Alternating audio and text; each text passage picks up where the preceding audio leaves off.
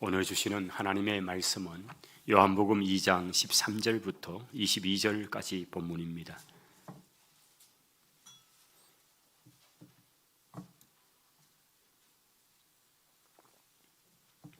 요한복음 2장 13절부터 22절까지 말씀입니다. 같이 읽도록 하죠. 유대인의 유월절이 가까운지라 예수께서 예루살렘으로 올라가셨더니 성전 안에서 소와 양과 비둘기 파는 사람들과 돈 바꾸는 사람들이 앉아 있는 것을 보시고 노끈으로 채찍을 만드사 양이나 소를 다 성전에서 내쫓으시고 돈 바꾸는 사람들의 돈을 쏟으시며 상을 엎으시고 비둘기 파는 사람들에게 이르시되 이것을 여기서 가져가라. 내 아버지의 집으로 장사하는 집을 만들지 말라 하시니 제자들이 성경 말씀에 주의 전을 사모하는 열심이 나를 삼키리라 한 것을 기억하더라. 이에 유대인들이 대답하여 예수께 말하기를 네가 이런 일을 행하니 무슨 표적을 우리에게 보이겠느냐? 예수께서 대답하여 이르시되 너희가 이 성전을 헐라 내가 사흘 동안에 일으키리라. 유대인들이 이르되 이 성전은 46년 동안에 지어졌거늘 네가 3일 동안에 일으키겠느냐 하더라. 그러나 예수는 성전된 자기 육체를 가리켜 말씀하신 것이라.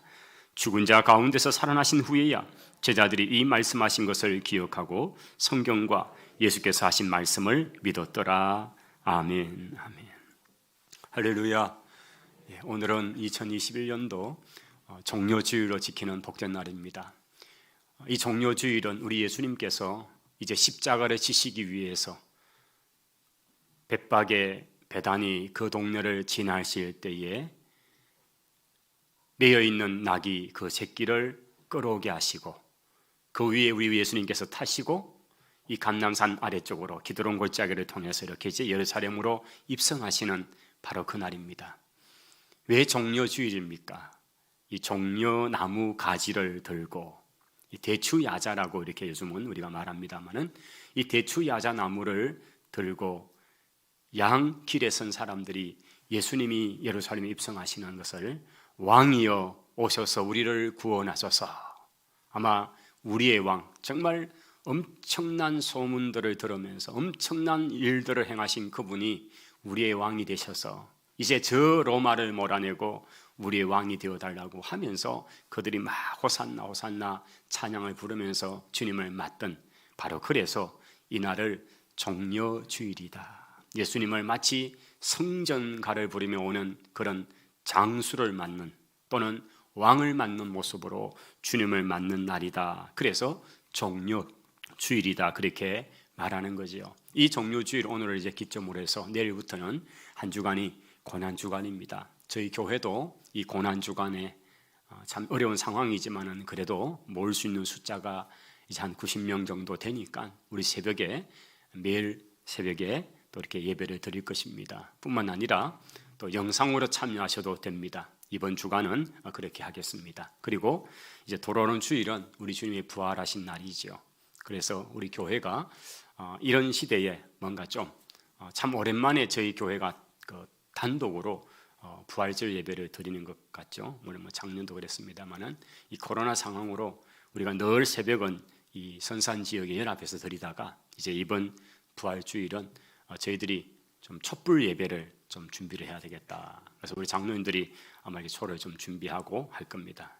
이게 이제 불에 타는 촌지 아니면 전기 꽂아서 빛을 발하는 촌지는 다음 주일날 새벽에 와보시면 압니다. 그렇게 준비를 해서 우리 새벽에 좀 의미 있는, 특히 자녀들이 아마 이런 걸 참석하면 평생에 또 기억될 거예요. 새벽 송 돌았던 것처럼 말입니다. 그리고 부활주일날 1부, 2부 이 시간에는 우리가 부활 축하 예배를 드리면서 우리 주일학교 부서에서는 우리 온 성도들에게 또 그 부활 기념하는 그런 상징적인 게 되었죠. 그 계란을 이렇게 온 성도들에게 나눠 주실 거예요. 그리고 이제 또 우리가 부활절이니까 오후 예배를 마치고는 우리 온 성도들이 부활의 정인이라는 그런 좀 제목으로 그래도 이 부활의 소식을 증거해야 되니까 저희들이 미리 좀 준비된 계란 또 마스크 이렇게 해서 한 좀 200세트든 또 그 이상이 되든지 한번 보시고 그렇게 해서 우리 예배 마치고 오후 예배 때 참석한 성도들이 다 나가서 뭐 가게든 또 개인 집이든 이렇게 좀 이 선산 지역에 전하면 좋겠다 생각됩니다. 또 이 일을 우리 권사님들하고 안수집사님들이 좀 미리 준비를 해 주십시오. 그래서 섬김의 팀들이 누군가를 표시를 해놨죠. 그래서 이번 부활절이 좀 그런 의미가 있는 날이 되면 좋겠습니다. 저희가 협력하고 있는 기관 중에 구미경찰서 협력하고 있거든요. 또 제가 경목으로 섬기기도 했습니다만은 이번에 성탄 때만 늘 그렇게 했는데 이번에는 우리 전 구미시의 경찰 의견까지 포함해가지고 한 800명이 됩니다. 그래서 저희들이 계란 4개씩 이렇게 세트로 해서 이쁘게 붙여서 그렇게 이제 예수님의 부활을 증거하는 걸, 요걸 이제 이번 금요일 날에 우리 전체 구미시의 경찰분들에게 다 이렇게 나누는 일도 할 것입니다. 역시 거기에 또 우리가 보낸 선교비야 그것이 또 합력해서 이렇게 보태져서 함께 일하게 될 것입니다. 여러분께서 기억해 주시고, 이번 부활절이 참 어렵고 힘든 이런 팬데믹 상황에서 있지만은 그러나 우리의 그런 사랑이 지역에 잘 증거되고 예수님 부활하셨다는 소식이 계속 증거되어 그러면 참 좋겠다 이런 생각이 들어집니다. 자, 오늘 이 본문의 말씀은 요한복음 2장으로 왔습니다. 사실 종료주일 설교를 하면서 제가 이 본문의 말씀을 가지고 설교한 것은 아마 처음 같습니다. 일반적으로 종료주일 설교는 누가복음 19장에 나오는 예수님의 종료주일 예루살렘 입성의 장면에 설교를 주로 했죠. 또 다른 마태도 그렇고 그런 본문들이 있죠. 그런데 저는 오늘 이 설교를 쭉 하다가 준비를 하다가 우리가 지금 전하는 오늘 순서가 오늘 이 부분을 합니다. 그런데 놀라운 것은 다른 세 성경의 저자들 마태, 마가, 누가와 요한이 좀 다른 게 있습니다. 마태나 마가나 누가 이분은 특히 누가는 이 누가복음 19장에 이르러서야 예수님께서 이 종료주일 예루살렘으로 들어오시고 그리고 그 예루살렘 들어오신 주님께서 성전에 오셔서 막 쫓아내시는 이런 장면을 누가복음 19장 48절부터 기록을 해놓았습니다. 그런데 요한은 예수님의 사역이 이제 시작되는 주님의 공생애로 계산하면 첫 번째 유월절입니다. 우리가 지난주 기억하시죠? 세례 요한의 세례태에서 5명의 제자를 만나시고 이제는 고향으로 돌아가시잖아요. 그리고 사흘째 되는 날에 갈릴리 가나의 잔치가 있어서 그 잔치에 참여하셨던 예수님 모습을 보았습니다. 그런데 그 본문을 바로 이어서 우리 예수님께서 유월절이 되어서 예루살렘에 짠 나타나셨다는 것을 요한이 기록을 해놓았습니다. 그리고 요한만의 독특한 기록인데요, 그 나타나신 예수님께서 뭘 하셨는가? 성전에 들어가시더니만은 성전을 발칵, 요즘 뭐 표현으로 그냥 뒤집어 놓으신 거예요. 성전을 발칵 뒤집어 놓으신 거예요. 왜 예수님께서 그 멀쩡하게 온 유월절 되면요 수십만이 넘는, 심지어는 100만 명 정도가 전 전역에서뿐 아니라 해외에서까지 왔다고 얘기하거든요. 그렇게 많은 디아스포라 유대인들이 이 유월절을 지키기 위해서 찾아오는, 그러면 예루살렘은 그 한 주간 기간 동안에, 물론 또 오래 있는 분들은 50일 뒤가 되는 오순절까지 있었던 사람도 있겠지만, 그러나 자신들이 준비해가지고 내 생애에 처음이자 마지막 성지순례다, 예루살렘 방문이다, 이렇게 온 많은 사람들이 있단 말이에요. 그런 숫자가 연인원이 그 6월절 기간 동안 다 합치면 약 100만 명이 되었다니까 얼마나 놀라운 일입니까? 그런데 그 성전에서 주님께서 노건을 어디서 구하시던지 그걸 가지고는 채찍, 그 시대는 로마 군병들이 채찍으로 막 사람들을 부리잖아요. 그걸 이렇게 만드시더니만은 막 그냥 성전 안에서 소와 양을 파는 사람들을 막 쫓아내시고, 그 다음 비둘기 파는 자들에게 막 야단을 치시고, 또 돈을 환전하는 사람들의 그 상을 확 뒤집으시고, 이러면서 무슨 큰 소동을 일으키시는 거예요. 이 이야기를 요한은 바로 예수님의 첫 번째 유월절인 이때에 기록을 해놓은 거죠. 그래서 학자들은 두 가지 견해를 얘기를 합니다. 어떤 학자들은 우리 예수님께서 지금 종료주일 이때에 성전에 오셔서 이 일을 했다, 누가의 기록을 따라서 한 번 하셨다. 그리고 또 다른 학자들은 요한의 기록을 통해서 보니까 예수님이 첫 유월절에 예루살렘 오셔서 이 요한복음 2장 13절 같이 성전 청결을 하셨고, 주님이 만 3년이 지난 네 번째 맞는 유월절 바로 앞에 지금의 종료주일 때도 오셔서 그렇게 성전 청결을 하셨다. 그렇게 2번을 하셨다라고 하는 학자들도 있는 거예요.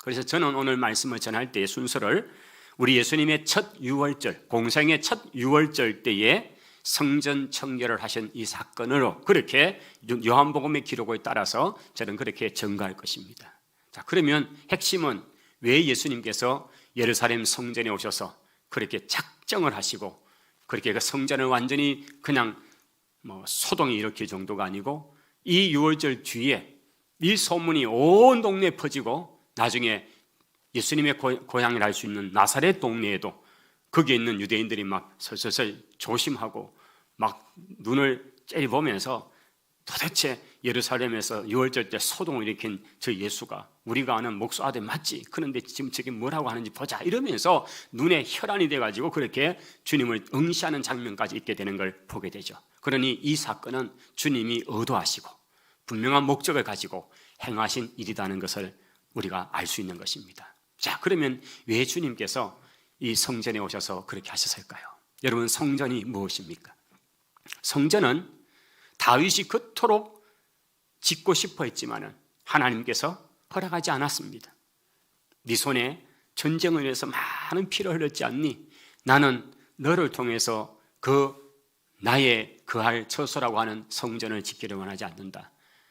다른 사람, 즉 그의 아들인 솔로몬을 통해서 내가 성전 허락하겠다 말씀하십니다. 다윗만큼 주의 전을 사모하는 사람이 없었잖아요. 그는 시편 속에 주의 전의 사모함이 얼마나 컸습니다. 그때까지는 성전이 아니라 성막이죠.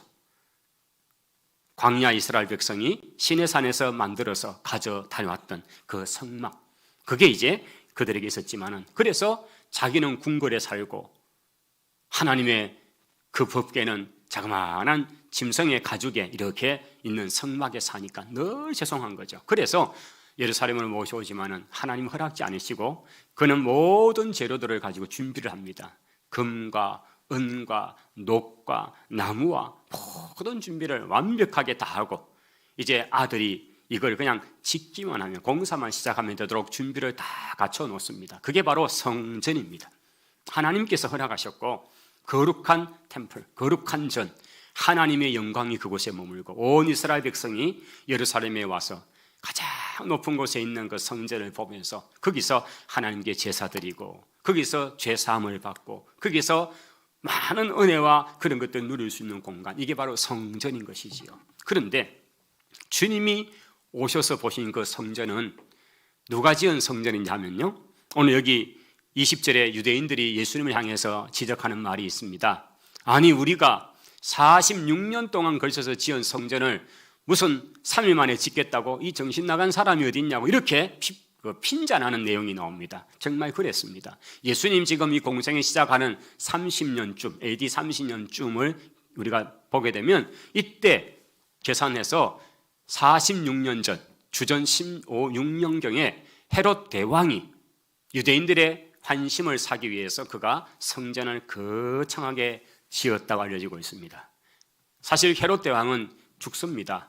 우리 아기 예수님을 죽이려 하다가 아기 예수님은 애굽으로 도망가고 그리고 헤롯이 죽고 예수님께서 나사렛 땅으로 가셔서 사신 이야기는 우리가 누가복음에서 보셨잖아요.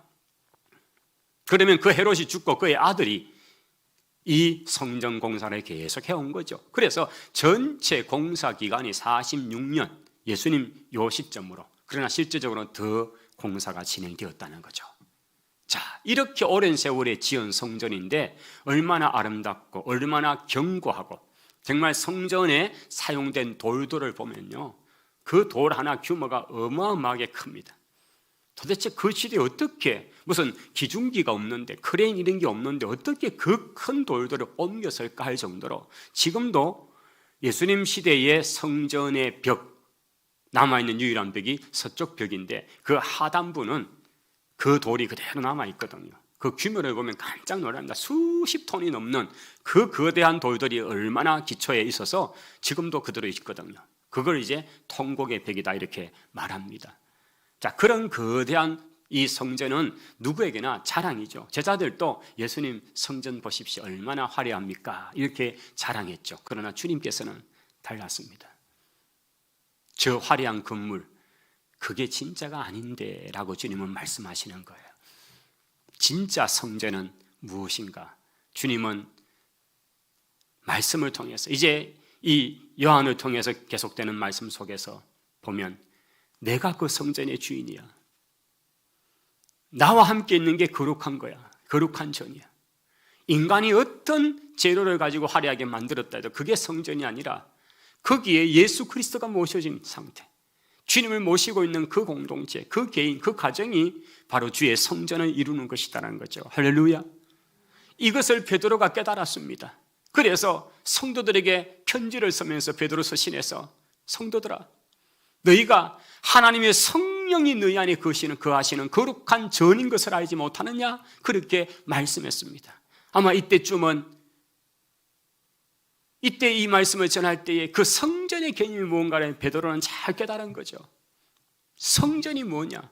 건물이 아니다는 거죠. 그 건물이 아니라 성령님을 모신 그 심령에게, 그 공동체, 그것이 바로 거룩한 전이다. 그래서 주님께서는 구약의 세월 동안에 최소한 모세에게 시내산 때로 계산해서 예수님 때까지 약 1400~500년 시간 동안에 이것이 임시로 사용된 공간이 성전이었죠. 성막에서 성전으로 왔지만, 그러나 진짜는 예수님 당신이신 거죠. 주님이 이 땅에 오셔서, 하늘 성전이신 주님이 이 땅에 오셔서 성전 되신 거예요. 그리고 주님을 모신 그 공동체가 무슨 내가 유대인이다, 아브라함의 자손이다, 이게 문제가 아니고 주님을 모신 그들이 성전이 되는 놀라운 성령의 시대를 주님께서는 활짝 여셨는데, 그래서 요한계시록을 보시면요, 거기는 새하늘 새 땅이 있습니다. 하늘로부터 내려오는 그런 노란 아름다운 것들이 있습니다. 그런데 거기에 한 가지가 없습니다. 없는 게 뭡니까? 성전이 보이지 않습니다. 왜 그럴까요? 성부 하나님과 성자 하나님 예수 그리스도께서, 그리고 성령님이 계시는 그 보좌가 성전이기 때문이죠. 다른 어떤 그런 성전의 유형이 나타나지 않습니다. 이게 바로 우리가 천상에서 그분 안에서 거하면 그게 바로 성전이 되기 때문이죠. 자, 주님은 이제 그걸 얘기를 시작하시는데, 그걸 삶을 통해 증거하시고, 바로 내가 그 성전이야, 나를 모시고 사는 너희들이 맞는 거룩한 백성이야, 거룩한 전이야 라는 것을 이제 증거하시는데, 이 백성들이 알아듣지를 못하고 있는 지금 바로 그 출발선상이죠.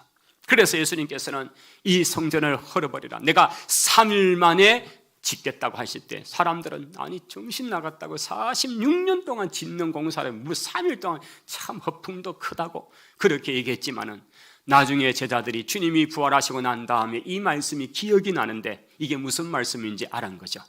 이것은 주님께서 자신의 육체를 가리킨 것이었구나. 주님이 십자가에 죽으시고 무덤에 장사되었다가 3일 만에 부활하심으로써 바로 성전된 당신의 몸이 부활하시는 바로 그 얘기를 하신 건데, 그들은 아직도 성전 건물에 눈이 가 있었던 거죠. 주님 당시의 성전은 정말 엉터리 투성이었습니다. 말라기 이후에 마태복음 앞에까지 중간 시대라고 말합니다. 이 중간 시대에 400년의 시간 동안에 헬라의 압제 속에서 살았습니다. 그러다가 유대인들에 의해서 봉기가 일어나, 우리로 말하면 독립운동이 일어나서 정말 독립정부가 세워집니다. 그게 하스모니안 왕가라고 합니다. 그 하스모니안 왕가를 일으켰던 마따디아라는 그 아주 유대 레위 지파의 유명한 그 가문에서 그 아들 중에 하나가 바로 그 이름을 따서 유대 그의 이름을 따서 마카비라는 그런 별명이 붙었죠. 망치같이, 망치. 아주 그 과격한 그런, 이 아들, 이 가문을 중심으로 해서 헬라를 몰아내고 그 땅에 이제 유대 정통의 나라를 한 150년간 세워갑니다. 나중에 로마에서 무너집니다만은, 그러면서 이제 우리가 복음이라보다 율법으로 돌아가자 운동이 일어났습니다. 우리가 어떻게 하면 말씀으로 돌아올까? 우리가 어떻게 하면 참으로 하나님을 예배하는 이 성전이 이방인의 그런 돼지 제사나 드리고 인간을 산채로 바치는 이런 공간으로 사용하지 않고 진짜 하나님을 예배하는 장소를 사용할 수 있을까? 그러면서 성경대로 돌아온 시대였습니다.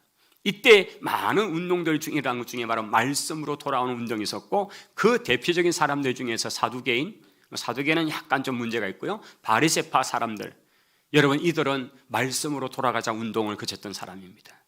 그 출발이 그랬습니다. 우리는 경건하게 살자.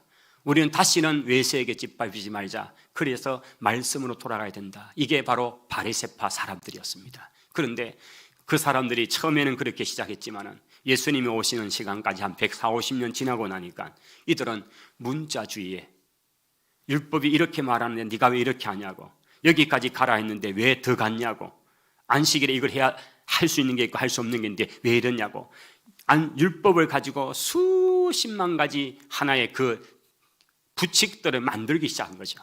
여러분, 회를 딱 보면, 회칙을 보면요, 참 골치 아픈 그런 모임은 부칙이 많습니다. 원본보다도 부칙이 많아가지고 뭐 이래서 어떻고 조건 하나 걸고 뭘 이렇게 해서 부칙을 계속 만들 때는 참 이게 복잡하구나. 그것처럼 바로 예수님 시대의 바리새인들이나 그들이 지키는 성경은 구약의 하나님 말씀하신 성경보다는 더 많은 미드라시, 미슈나 이렇게 발전되면서 해석해 놓은 글들로서, 그러니까 수많은 규례들이 있어가지고 이걸 도저히 감당하면 도대체 무슨 규례가 있는지도 모를 정도 같은 이런 상황이었습니다. 이들에게 주님, 그 시대에 주님이 오신 것이지요. 우리 주님께서 오셔서 와보니까 이제 성전에서 일하는 제사장, 대제사장이 있었지요. 여러분, 대제사장이 가야바고 또 안나소 이렇게 이름이 나옵니다. 그래서 대제사장들이라 이렇게 복수로 나옵니다. 그런데 이 대제사장은 원래 레위기법에 따르면 누구의 가문입니까? 바로 아론의 가문, 레위 지파 중에서 모세의 형님인 아론의 가문만이 대제사장의 계율을 이어갑니다. 그런데 예수님 당시에 등장했던 가야바, 또 그의 사위, 이들은 왜 대제사장이 되어 있을까? 정통 아론의 계율도 아닙니다. 이들이야말로 로마 정부의 허락을 받고 헤롯 대왕에게 돈을 주고 받아서 그렇게 해서 대제사장직을 사버린 겁니다. 그러니까 성전의 모든 권한을 행사하는, 자기가 임명하는 사람이 제사장이 되고 자기가 임명하는 사람들이 그 성전들에서 소도 팔고 양도 팔고 또 돈을 환전할 수 있고 이런 게 모든 게 된 거예요. 여러분, 양과 소를 내쫓으시는 예수님 왜 그러셨습니까? 이 양은 성전에 그냥 주인 따라 놀러 온 양들이 아닙니다. 무슨 우리가 애완견처럼 데려온 양들이 아니지요. 이 양은 성전 제사로 드리기 위해서 가져온 양입니다. 그런데 갈릴리 지방에 사는 사람이 예루살렘에 6월절에 맞춰서 오려면요, 나흘도 닷새도 엿새도 일주일씩 걸리거든요. 그럼 그들을 무슨 직행붓에 편안히 실어 옵니까? 자가용으로 올 수 있습니까? 아니죠. 걸어서 오죠. 낙타를 타고 오죠. 그럼 양을 이렇게 걸어서 오면요, 양이 오다가 상처를 입습니다. 그리고는 예루살렘 성전에 도착해서 드디어 성전의 제사로 드리겠다고 오는데 제사장이 딱 보더니만 이거는 불합격, 여기 흠이 많아요, 이거는 빠꾸, 이렇게 되는 거예요. 그러면 어디 가서 이걸 하면 집에 다시 못 갔다 오죠. 그러면 그 양을 사야 되죠. 그게 바로 제사장에게 허락받은 그 소위 말하면 전매천같이요, 조달천같이 그 공인된 거기서 사는데 자기 동네에서 5만 원 주면 사는 양 한 마리를 여기 와서는 20만 원 줘야 되고 30만 원 줘야 되니까요. 얼마나 이게 막 강도 맞은 기분입니까? 그래도 울며 겨자 먹기로 사야 되는 거죠. 여러분, 그 당시에 사용되는 이 환전, 돈은 또 어떻습니까? 그들이 로마 헬라 문화권에 살면서 그들이 사용하는 드라크마, 데나리온 이런 것은 로마의 화폐이고 또 아테네에서 주조된 그런 헬라 화폐들입니다. 이게 일반적으로 통용되고 쓰는 거예요. 마치 국제적 화폐로서 달러를 우리가 지금 쓰고 있잖아요. 그런데 성전에 와서 드릴 때는 그 달러를 드리면 안 되는 거예요. 그 시대로 말하면 이 데나리온이나 드라크마를 바꿔야 돼요. 무엇으로? 유대인들이 사용되는 성경에 나와 있는 화폐가 되는 세켈이라는 화폐로 바꿔야 되죠. 그렇게 해서 모든 남자들은 반 세켈씩 성전세로 바쳐야 되니까 모든 성전에 오는 그 많은 사람들은 다 세켈을 해야 되는데, 외국에서 살다 오고 다른 지방에 살다가 오고 그렇게 온 그들이 무슨 유대인들의 돈이 있습니까? 그러니까 자기들이 사용하던 로마 화폐를 가지고 환전을 하는 거죠. 그런데 그 환전이 얼마나 그 비율이 막 놀랄 정도로 환전을 마음대로 했다는 거죠. 여러분, 요즘은 참 해외를 자주 못 나가는 시기가 되어 있어서 그렇지만은 여러분이 해외에 나갈 때에 준비하는 것 중에 하나가요, 돈을 환전하잖아요. 그래서 단골로 가는 은행에 가면요, 우대 금리 적용을 해서 좋은 그렇게 해주죠. 그런데 급하게 해서 공항에 갔습니다. 인천공항에 가서 거기 있는 은행들이 환전을 하니까요, 괜히 기분이 나빠요. 아니 우리 동네에서는 이것밖에 안 하는데 세상에 이렇게 많이 떼가냐고 이러면서 막 속상한 적이 있잖아요. 근데 예수님 당시에 성전에서의 환전은 그보다 더 심한 거예요. 그러니까 또 도둑 맞은 기분. 근데 이걸 누가 관장한다? 대제사장이 관장을 하고 그 허락을 받은 그 사람들이 와서 자기들은 거기에 대해서 얼마의 커미션을 주고 받고 이렇게 하면서 하는 거죠. 그러니까 성전 그 자체는 온통 이런 불의와 불법과 착취와 정상적이지 않은 상황에서 돌아가고 있는 거죠. 그걸 갖고 있는 대제사장은 자기가 있는 동안에 최대한 뽑아내야 되니까 그래서 막 엄청난 웬만하면 다 바꿉니다. 그래서 성전 제사 드리는 짐승들은 다 자기들이 가지고 있는 그 제사장들이 가지고 있는 그 목초 땅이 기드론 골짜기 쪽에 있다 그래. 기온샘 앞쪽에 거기에 많은 양과 소들을 줘서 요거는 다 공인된 거라서 제사장 금인 찍은 거라서 이거는 무조건 오케이. 그래서 그거는 비싸게 팔아먹고 이렇게 해서 착취를 얼마나 해서 그 당시에 종교와 권력이 그렇게 붙어있는 상황, 이런 상황에 주님이 오셔서니까 주님께서 보실 때 이거는 너무너무 구역질 나는 거예요. 냄새가 나는 거죠. 그래서 주님께서 이거 가만히 두실 수가 없죠. 뒤집어 엎으시는 거죠. 그러면서 진짜 성전이 뭔가를 주님 말씀하시고 있는 거죠. 사람들이 이 소라는 장면을 보면서 막 당신이 도대체 무슨 일로 일을 하느냐고, 당신이 우리에게 볼 표적이 뭐냐고 이렇게 막 질문을 해야 되고 공격을 해야 됩니다. 그때 우리 주님께서 성전이 뭐냐? 바로 예수 그리스도 주님이 이 땅에 머물러 오신 성전입니다. 주님이 모신 우리가 바로 성전인 거죠. 오늘 우리가 주님을 믿음으로 우리 안에 성령이 오셔서 우리 주님이 이 땅에 사역을 마치고 하늘로 가시면서 우리에게 그렇게 말씀했던 이야기가 뭐죠? 내가 가야 내가 보내는 한 보혜사가 있는데 그가 오시면 너희를 영원히 떠나지 않게 할 것이다. 나보다 더 큰 일 할 거다. 바로 성령님을 예고하셨습니다. 그리고 성령님은 오셨습니다. 오늘 우리도 참 성전, 이렇게 세속화되고 타락해버린 그 성전이 아니라 진짜 주님 모신 성전, 주님이 성전임을 고백하는 그 성전, 그래서 주님이 그 사역의 처음 현장에, 그리고 주님이 십자가를 바로 앞에 두고 종료주일에 예루살렘 올라가신 주님께서 누가의 기록같이 그 성전을 청결케 하는 그 일을 통해서 깨끗게 하신 거기에는 바로 누가 주인이신지, 누가 참 성전 되신지를 우리에게 보여주시는 것이었습니다. 이 종료주일 그리고 고난의 절기를 시작하면서 이 주님 모시고 주님과 더불어 거룩한 성전 세워가는 우리 모두가 되시기를 축원합니다. 기도하십시다. 하나님 감사합니다. 주님이 참 성전이십니다. 주님이 없는, 아무리 금으로 치장을 하고 은으로 벽을 쌓아도 그것은 가짜입니다. 주님만이 진짜 성전이십니다. 주님 모시는 우리 모두가 참 성전, 그 성전으로 우리 가정도, 우리 교회도, 그리고 우리 개인들도 참 주님이 기뻐하시는 거룩한 성전 되게 하옵소서. 예수님 이름으로 기도하옵나이다. 아멘.